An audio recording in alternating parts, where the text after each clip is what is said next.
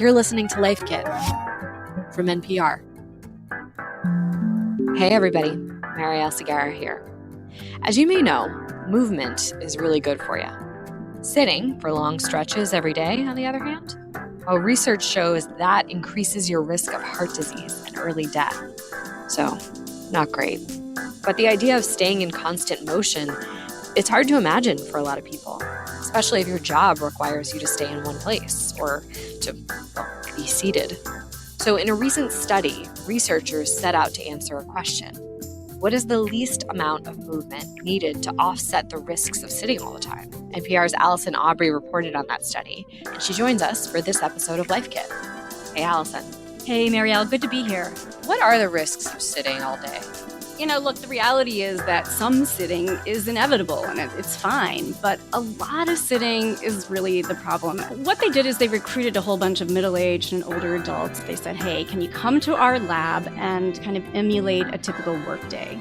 Why blood sugar and blood pressure specifically? Well, they measure blood sugar and blood pressure because these are so key to our long-term health. So these are two key risk factors for heart disease, which is the leading cause of death. Got it. But when the participants upped it to twice an hour on the treadmill for longer periods, up to 5 minutes, they saw more impressive results.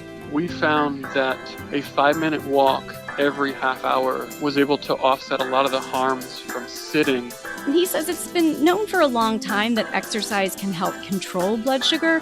But what's new here, he says, is just how beneficial these frequent, short bouts of movement can be.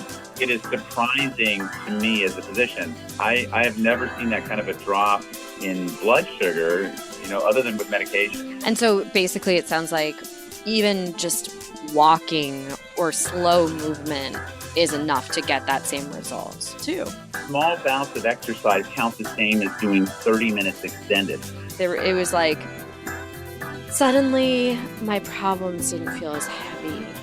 Wow. Okay. Well, that's big. That's worth noting. I spoke to Kathleen Jans. She's a health promotion researcher at the University of Iowa. And she points out that the participants in the study felt better when they built in more walking breaks. And so my big takeaway after doing this for the whole day was wow, that's a lot of disruption to my day. It made me realize how accustomed I am to sitting for these long stretches. Yeah. And I want to ask here, walking isn't an option for everyone. Thinking about people who, say, use a wheelchair or something like that. Allison, thanks so much for being here. Oh, it was great to be here. Thanks for having me. I'm Allison Aubrey. Thanks for listening.